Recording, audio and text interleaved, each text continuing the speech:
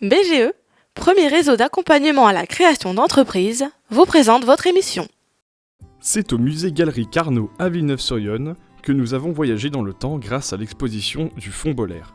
Mercredi 6 septembre 2023, nous avons interviewé Ludivine Bonino-Serrière, responsable du musée, qui était en compagnie de Béatrix Zeppa, maire adjointe chargée des affaires culturelles, dans le but d'en apprendre plus sur cette exposition photographique. On expose le Fonds Boller, qui est le fonds photographique villeneuvain sur 3 générations de photographes. Que dire de plus que donc c'est 68 ans de fonds photographique qui est exploité.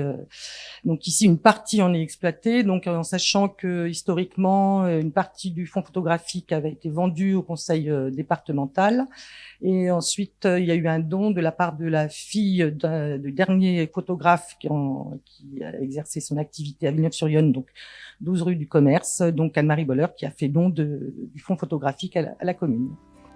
Les photographies présentes à cette exposition se concentrent majoritairement sur le centre-ville de Villeneuve entre les années 1829 et 1960.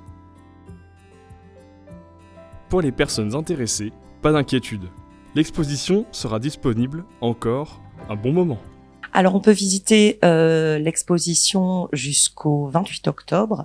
Après on ferme pour la saison hivernale et on rouvrira l'année prochaine. Et c'est du mercredi au samedi de 14h à 18h. Ou sinon il faut prendre rendez-vous pour les groupes ou les scolaires au musée directement.